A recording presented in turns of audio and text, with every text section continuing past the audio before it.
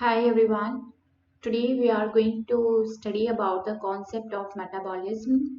ये biomolecules chapter का third video है और ऑलरेडी मैंने फर्स्ट और सेकंड वीडियो चैप्टर के बनाए हुए हैं जिसमें हमने पहली वीडियो में हमने बात करी थी कि जो what are bio molecules actually, and in the second video we had talked about the macromolecules, right? तो आज हम जो बात करने जा रहे हैं that is about the concept of metabolism.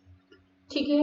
So what is dynamic state of body constituent? Here we will talk about the concept of metabolism.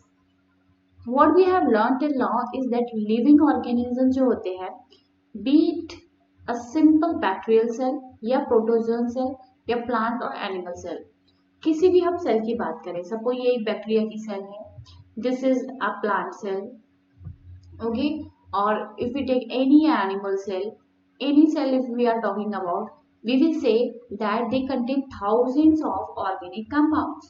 कोई भी सेल हो उसमें क्या होंगे, there are thousands of organic compounds. ठीक है. तो cell में भाई बहुत सारे ऑर्गेनिक कंपाउंड्स होते हैं जिनको हम बायोमोलिक्यूल्स बोलते हैं. ठीक है. अब इनका कुछ कंसंट्रेशन होता है, there is a certain concentration of it, right? तो कंसंट्रेशन को it is expressed as moles per cell. ठीक है. कंसंट्रेशन होता है वो या तो एक्सप्रेस होता है मोल्स पर सेल या फिर हम मोल्स पर लीटर में उसको एक्सप्रेस करते हैं. सो जितने भी ऑर्गेनिक कंपाउंड्स हैं एक सेल के अंदर वो एक कंसंट्रेशन में प्रेजेंट है जिसको हम मेजर करते हैं मोल्स पर सेल या moles per litre. Is it clear? अब ऑल दीज बायोमोलिक्यूल्स, ठीक है, जितने भी बायोमोलिक्यूल्स होते हैं they have a turnover, they have a turnover. तो जितने भी बायोमोलिक्यूल्स हैं दे हैव टर्नओवर. टर्नओवर मतलब कि वो कॉन्स्टेंटली चेंज होते रहेंगे, they are constantly being changed और they are made from some other, okay, they are made from some other biomolecules. तो क्या कह रहा है कि जब सपोज हम ग्लूकोज की बात करें तो ग्लूकोज क्या होगा, glucose is organic compound, okay.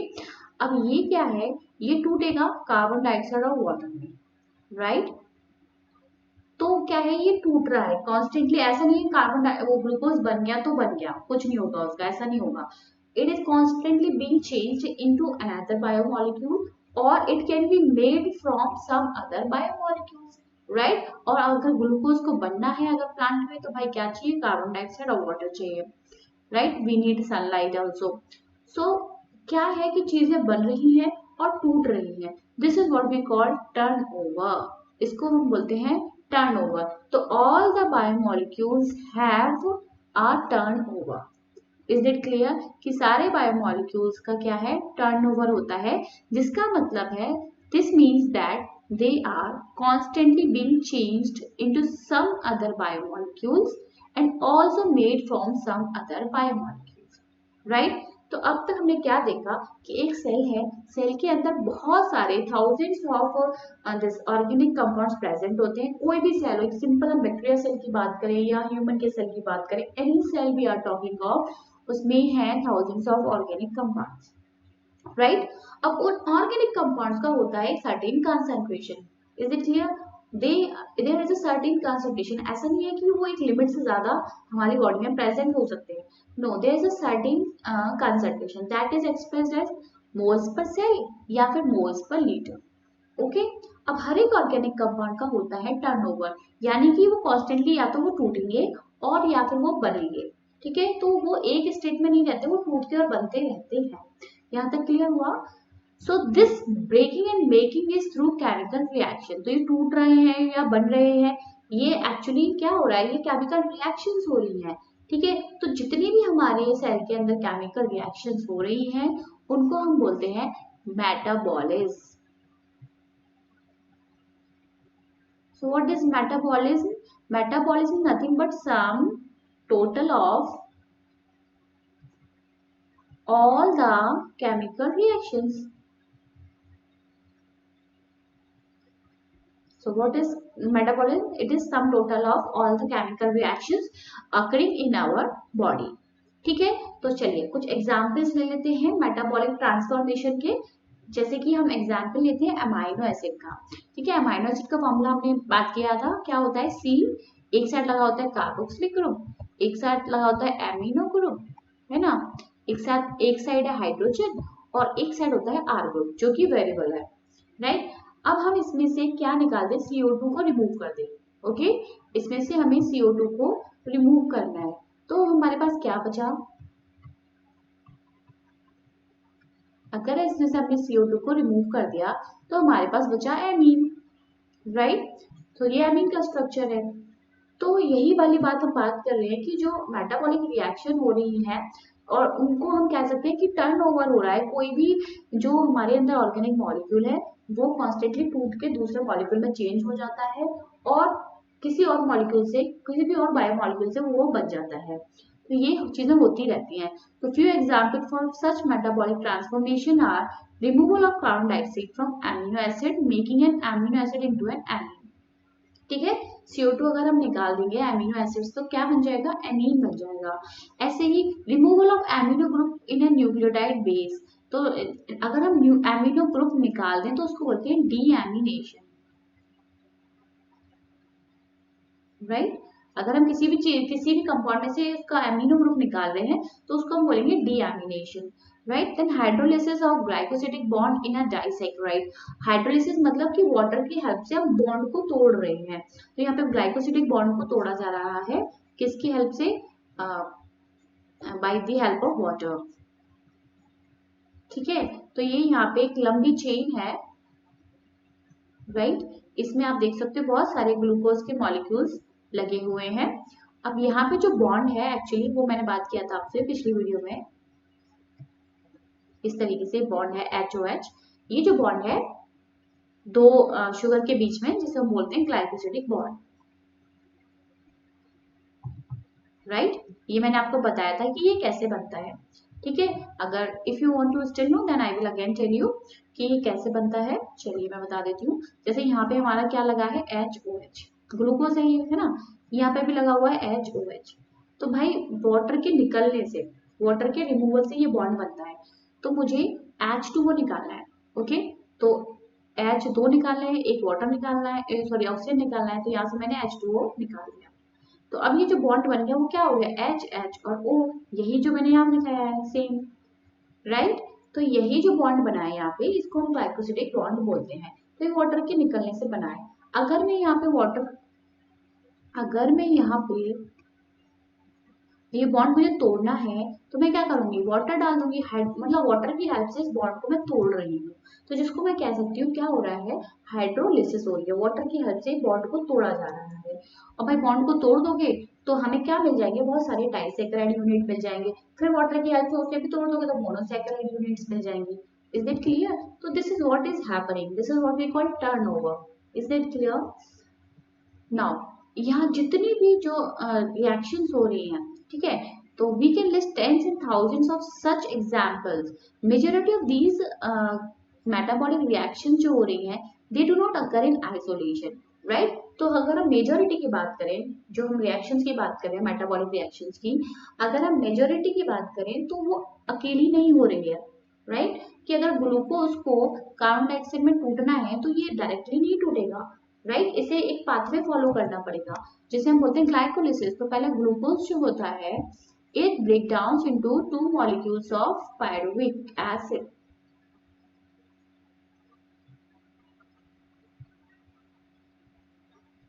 Okay, so it first break down into pyruvate, pyruvic acid and pyruvate में टूटता है। तो भाई जो पायरुवेट मिलता है, अब जो पायरुवेट है वो जाके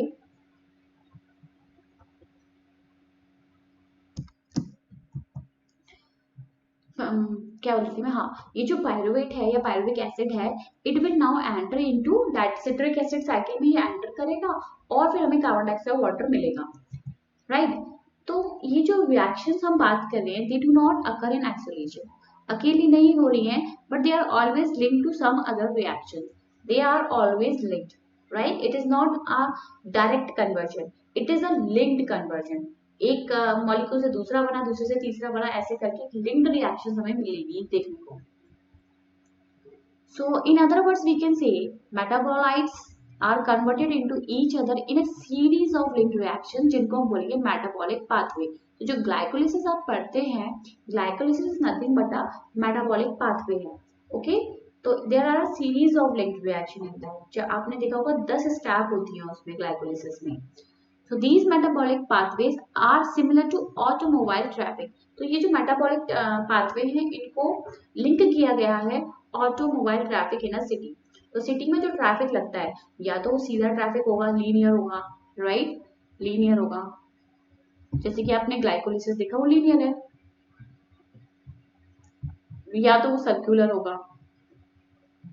सर्कुलर आपको जैसे कैल्विन साइकिल देखिए ना, कैल्विन साइकिल सर्कुलर है. ओके, और आपकी क्रैब साइकिल हुई,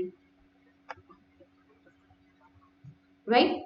तो Calvin cycle is C3 cycle, hatching-slate pathway है ना. तो ये सब क्या है, सर्कुलर जो है पाथवेज हैं.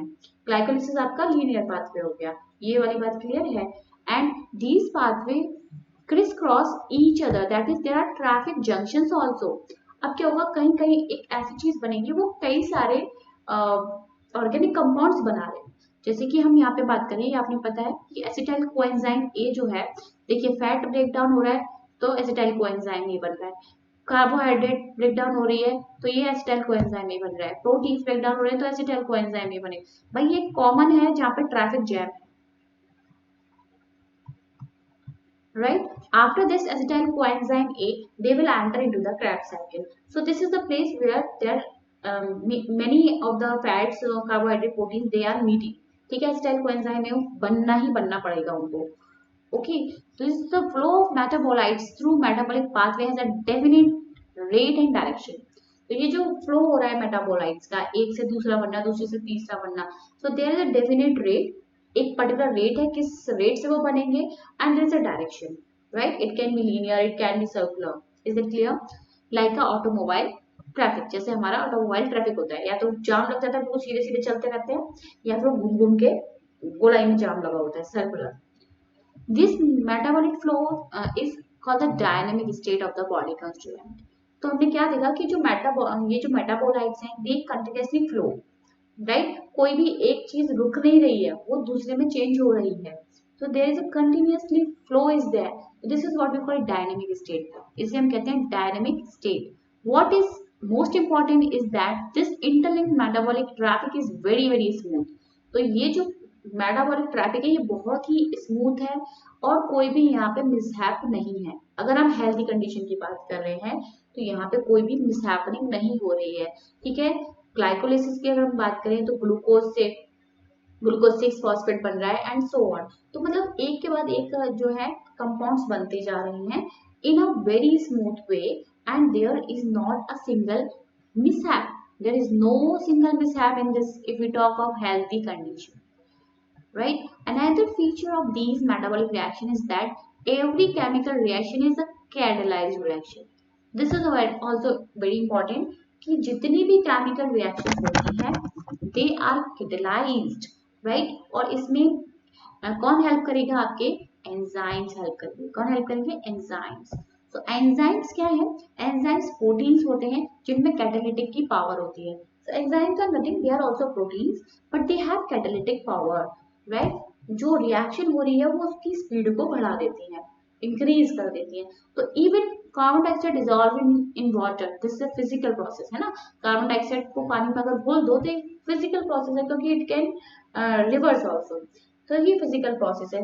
This process is also catalysed, यानी कि ये जो रिएक्शन है पानी में कार्बन डाइऑक्साइड को घोलना, ये भी वह कैटेलाइज्ड रिएक्शन है.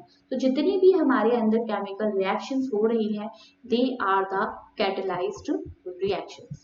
आई hope till here everything is clear to you.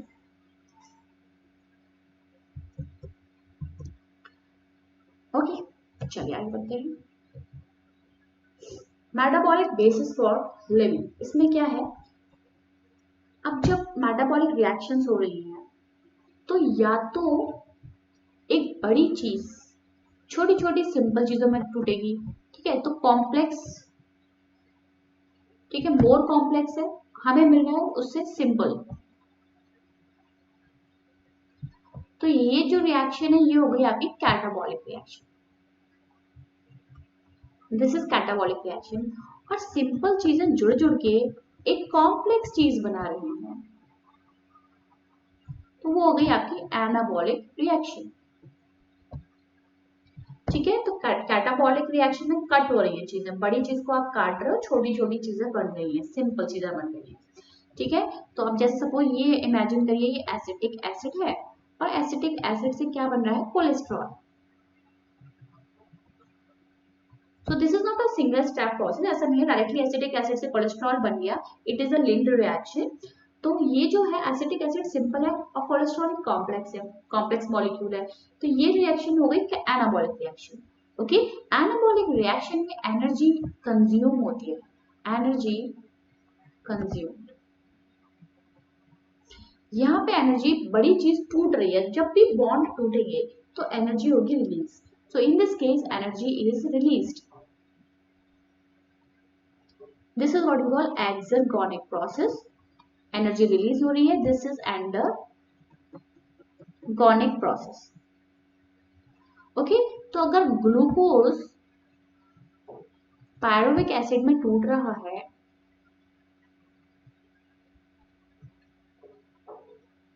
और pyruvic acid further carbon dioxide और वाटर में टूट रहा है, तो भाई ये दोनों ही रिएक्शन सिंपल फॉर्म में आ रही हैं, ग्लूकोज से पायरुविक एसिड का बनना, पायरुविक एसिड से कार्बन डाइऑक्साइड और वाटर का बनना, ये क्या है, कैटाबॉलिक रिएक्शन है, और इस केस में क्या होगा, एनर्जी रिलीज होगी। Is it clear? सो दो तरह के पाथवे होते हैं, मेटाबॉलिक पाथवे हमारी बॉडी में दो तरह के होते हैं, एक होता है कैटाबॉलिक, एक होता है एनाबॉलिक।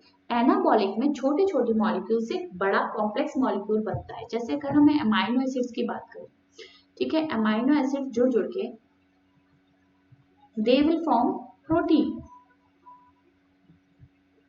राइट, तो अमाइनो एसिड तो सिंपल फॉर्म है, उससे कॉम्प्लेक्स फॉर्म बन गई है protein, so this is going to be anabolic reaction, right. तो भाई बॉन्ड जोड़ने हैं, बॉन्ड बनाने पड़ेंगे, अमाइनो एसिड के बीच में पेप्टाइड बॉन्ड होता है, ये बॉन्ड बनाने पड़ेंगे, बॉन्ड बनाने के लिए हमें चाहिए एनर्जी, इस केस में एनर्जी की जरूरत पड़ेगी, this is endergonic process, right, this is clear. तो यहाँ तक सब कुछ क्लियर हो गया। अब हम अपने स्केलेटल मसल की बात करें, देखिए glucose break down into pyruvic acid, और पायरुविक एसिड से अगर हमारी मसल्स में, हमारी बॉडी में ऑक्सीजन की कमी है, ओके, ऑक्सीजन की कमी है, तो ये पायरुविक एसिड से लैक्टिक एसिड बन जाएगा, राइट। तो ये जो प्रोसेस है, this is what we call glycolysis, glucose से पायरुविक एसिड बनना इज ग्लाइकोलिसिस, और पायरुविक एसिड से अगर ऑक्सीजन नहीं है तो लैक्टिक एसिड बनेगा, या फिर यीस्ट के केस में इथेनॉल बनता है, और ऑक्सीजन है तो कार्बन डाइऑक्साइड और वाटर बन जाएंगे। ओके, तो ये 10 स्टेप का मेटाबॉलिक पाथवे है जिसे हम ग्लाइकोलिसिस बोलते हैं। Now living organisms have learned to trap this energy liberated during degradation.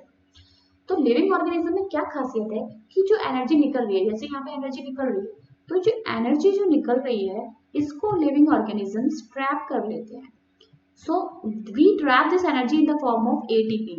So energy currency क्या है हमारी, लिविंग सिस्टम की एनर्जी करेंसी क्या है, एटीपी है, एडिनोसिन ट्राइफॉस्फेट, राइट। तो यहाँ पे एडिनोसिन को आप इमेजिन करिए, एडिनोसिन क्या है, प्यूरिन है ना, प्यूरिन है, एक 6 मेंबर रिंग होती है, इसके पास एक 5 मेंबर रिंग होती है।